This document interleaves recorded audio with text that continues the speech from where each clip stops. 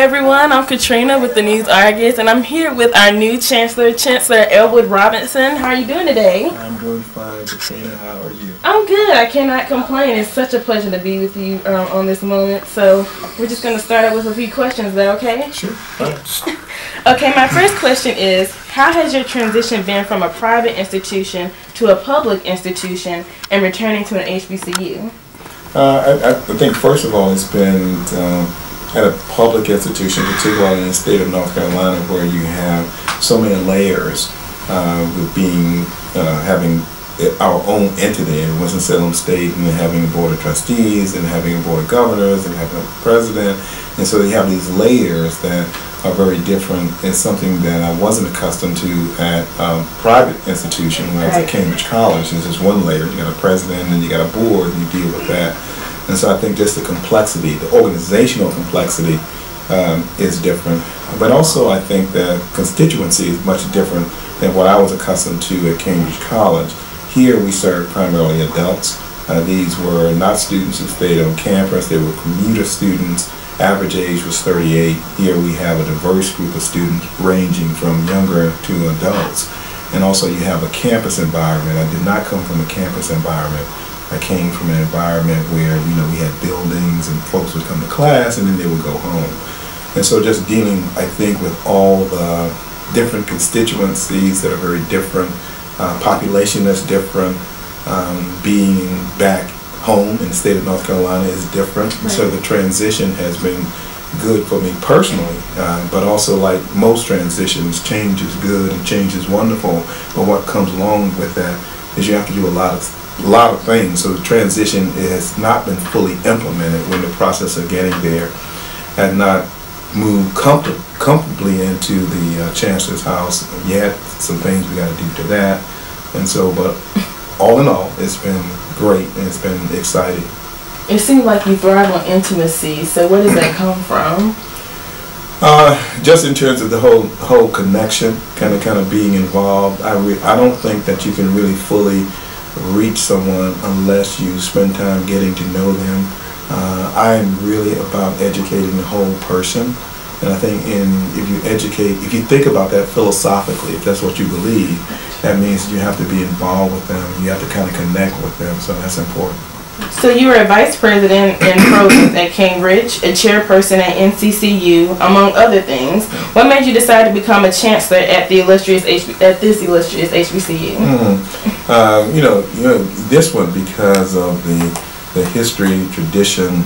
I've known about Winston-Salem State for forever. I mean, when I was growing up as a teenager in rural North Carolina, there were just a handful of universities, Katrina, that folks where I grew up in rural Sampson County thought about going. Either you went to North Carolina Central, A&T, or Winston-Salem State University. We had Federal State in the area, but most folks didn't think about that. You either had to go away to go to college. So I've known about Winston-Salem State for a long time, and I've kind of kept abreast of it. Even when I was at North Carolina Central, I did a fair amount of work with some faculty here, and in fact I continue to publish with some folks here as well. So I've had that connection for a while. When I was at North Carolina Central, I was the director of our MARC program, which was part of NIGMS Institute in Washington. Had a number of these programs. You may be familiar with MBRS. And so there was a MBRS director at the time when I was at Central. Central was Wilveria Atkinson, and Dr. Atkinson is a legend, here at Winston-Salem State in terms of the work that she had done. So even when I was at North Carolina Central, I knew of the work that was going on at Winston-Salem State. Have continued that professionally with some colleagues here as well. So.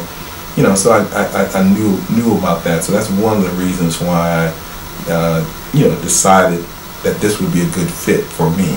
Right. But the whole notion, as you've kind of outlined, there was a piece that was written in the Chronicle of Higher Education, and it talked about why African American males who went into administration, who were in administration, who were also once scholars, teachers and scholars, and they asked me, why does one go into administration? And you say, why do you go into the presidency or chancellorship? It is the trajectory of my experiences beginning as a college professor. I served as chair of the psych department, dean of the College of Behavior and Social Sciences, provost at Cambridge College, and now chancellor at Winston-Salem State. And so I told someone that's the perfect trajectory in terms of how you move through higher education. It doesn't necessarily mean that that's an ultimate goal of yours to have that kind of stepping stone, because some people are chairpersons and they stay chairpersons all their life, and that's good work. Yeah. There's nothing like being a chairperson. Probably the best job because you're kind of in both worlds. But and what happened along the way for me was, as I got involved in, at least from a provost standpoint, looking at some of the trends that were happening in higher education. So most of my time was spent thinking about higher education, where it's going, what's the next phase, what's the next iteration of higher education.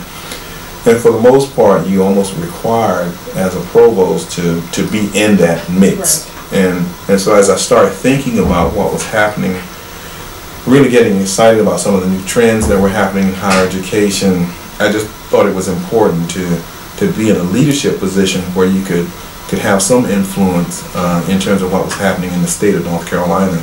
I knew, for example, no matter where I was and no matter where I go, I'm always a North Carolinian, and so I wanted to come back and to share my knowledge, my experience, my leadership at a university, at this university that I thought was one that was solid, that was on the move, and it was ready to kind of take off. So you have an extensive background in behavioral sciences and research, and you kind of touched on this earlier. What made you pursue teaching and education? Yeah. I didn't know whether I wanted to be in education or not, or I really didn't know if I wanted to be a professor. Right. I started out really wanting to be a psychologist. From a very, very young age, I knew I wanted to be a psychologist. And then I had to figure out how to become one. And as I got involved in that, having a chance to go to North Carolina Central, then I spent 2 years at Fisk University in a master's program. It was a joint program between Fisk and the Harry Medical College. Okay. There I began to kind of develop an interest in biobehavioral health.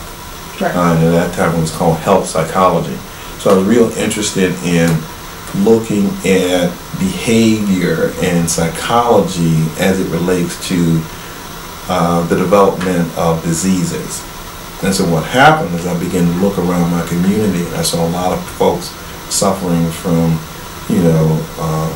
diabetes, a lot of folks suffering from high blood pressure, hypertension, a lot of people in my community that I grew up, and really tried as best to kind of figure out what was going on. If you read and you ask about Wednesdays and Sundays, you will see Wednesdays and Sundays there's a story about my father having a stroke. I had both of my parents at the same time had major strokes. And I'm convinced, related to hypertension, and as a result of that, I began to develop an interest in that area. And I knew if I wanted to be heard and to be recognized and for my work to be work that people could say, that's pretty good work, it was important for me to get a PhD degree. So I ended up getting a PhD, and really my work even today still from a clinical standpoint, from a research standpoint, is still in that space. But how I got into teaching is kind of serendipitous kind of effect. You start out in one way and something happens. When I ended up my internship in 1984, my wife was pregnant with my daughter, and I needed a job. Right. I needed a job, and my daughter, by the way, is expecting our first grandchild. Oh, congratulations! So I'm excited about that. I asked her how she was doing the other day. She said, I'm 91 days. 91 days is old, Dad. 91 days. Oh, Jesus. And it was an opportunity for me, was presented to get a faculty position in North Carolina Central. So I'm finishing up my internship, and lo and behold, now I have this job, and I'm thankful to have this job, because now I don't have the job. I also have insurance, because I don't have insurance. I don't know how I can do prenatal care. But so I ended up, going to North Carolina Central, and at the time being overwhelmed by the experience, because I was trained as a clinician, and now I'm going into teaching, and I don't know anything about teaching, and I'm having to learn about teaching, and I got 4 classes, and these 4 classes are coming at me, and at the time we had a contract with Watts Hospital, and I was teaching psychology to the nurses at Watts Hospital. So my wife is pregnant, and so when Denise goes into the hospital, all these interns and all these nurses running around are in my class. Now, they've been in my class, so I know what kind of students they are, so I'm real nervous at this point. I said, what are y'all doing here? We're taking care of you, we're taking care of Ms. Robinson, and blah, blah, blah. So anyway, to not continue with a long story, Katrina, what happened was, I just kind of fell in love with teaching, being in the classroom. The more I learned about it, the more prepared I was, the more comfortable I became, and the more I saw that I could make an impact there, a tremendous impact, right. And so that's really what got me into teaching, and it has been a defining aspect of who I am for almost 30 years now. So what is Chancellor Robinson? How would you sum yourself up? I would say that I'm someone who is an experienced educator, experienced in higher education. I would say I'm someone who is committed to quality and excellence. I would say I'm someone who I want to get folks to kind of extend and stretch themselves to be the very best. I think I have fairly good insights into what folks can do kind of developmentally, where they are, and I love the idea of being able to mentor and provide an example for folks. I think it's really important, because if you'll notice, I am unapologetic about where I come from. Right. Unapologetic about it, about coming from rural North Carolina, coming from poverty, and that's kind of who I am. That's kind of who I grew up, and I'm proud of that. But I think in order to come out of that, the way I got out of that was through education. And not just in education, but education where people believed in me and supported me and got me to believe in myself. Right. And that's crucial. That's so much a part of the environment that I hope to have here at Winston-Salem State University, that students come here and we have the support structures in place. We have the kind of faculty that will work with students to empower them and to get them to believe. So much of who we are and where we are comes from external forces, and many of those external forces are operating to not make us feel good about who we are. They tell us every day that we shouldn't succeed. They put out metrics about these are the characteristics of a successful student, and we don't have the kind of internal support that we need to be successful. So it's important for folks to see me, to understand who I am and where I came from, to serve as a model for those students, to hopefully help them succeed, to be the best that they can possibly be.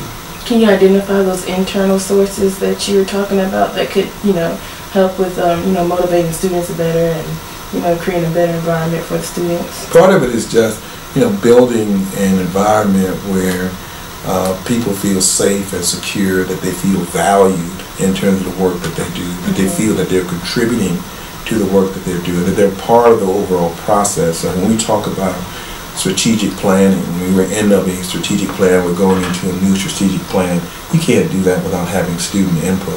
So you got to go out, you got to have students, you got to have conversations with them. They got to feel that they're contributing to the academic enterprise. And so if they feel part of the process, then I think they'll be invested in the process. Part of being invested in the process is having the kind of interactions that's necessary, that you can cultivate a relationship with a faculty member, you can cultivate a relationship with the administration, and you leave here knowing that everybody was on the same page, and that is to make sure that we provide the best possible educational experience. That's what I want. That's the kind of environment that I want to have here at Winston-Salem State, and that's how you do it. That's how you make people successful. So what programs from your other institutions would you like to implement here? I don't know if there's any specific program that I'd like to implement. I know that there are a couple areas that I really want to focus on. We talk overall about student success, and we have the Student Success Center, so I'm pretty comfortable that there is a mindset here that we ought to have student success. There are some things that are happening in higher education, like we have to wrap our minds around this whole idea of distance learning and distance education. And someone came to me the other day. We have missed a lot of things developmentally. The 21st century is a fascinating century in a sense that we don't have a lot of data about how people function and how people live. And one is interesting because no one expected the people to live this long anyway. And so we don't know what to do with folks. I'll give you an example. At the turn of the century, the life expectancy was 49 years old. Not this century, I'm sorry. The turn of the 20th century. Right. 1900. The life expectancy was 49 years old. And so we set up this system now where people retire, and we had this, people would retire at 65. So when I was growing up, people were looking towards retirement. So they 65, 60 they retire, 65 they retire. And it was amazing. In rural North Carolina, I would watch people retire and then they would die. Yeah, wow, that's kind of harsh. What is happening is that as life expectancy has increased, we have not put systems in place to accommodate that. That's right. Like, even developmentally, we don't have data on the fastest growing population in this country is what? What do you think it is? The fastest growing group. The fastest growing group as far as ethnicity or as far as numbers in terms numbers. 80. I'll stop you. 80. And so we don't have data in terms of what it means to function cognitively, intellectually, emotionally as an 80-year-old. So someone came up to me the other day and they said, I am 65 and I want to get a college degree. Right? Right. That would have been unheard of 40 years ago or 50 years ago. So we have no systems in place. So this is a long way of saying we also have to get into the adult learner space. And that's where I came from, serving the adults. We have to carve out a niche where we can kind of understand how we can educate a population and how we can take advantage of, so if you retire, you're 60, 65, you're going to live another 30, 35 years. What are you going to do? So what are you going to do, right? And so you got to figure out, how to do that. People in Cambridge have tried to figure that out. I had a guy he started a furniture company, big furniture company in the area, and he would teach for me every semester. He was 95 years old, and he would teach business in our school of management. Come in. He was so energetic, and I couldn't believe someone said, "You got someone who's teaching is 95." I said, "Well, let me go and see." And so I went and sat in on his class and stuff like that. So I think, we got to look at, some of the changes that are happening, some of the demographics that are happening. Diversity, important, how we speak to diversity, in real terms, how we create space to be inviting for everyone. Right. So I think some of the things that I'd like to think about here in Winston-Salem.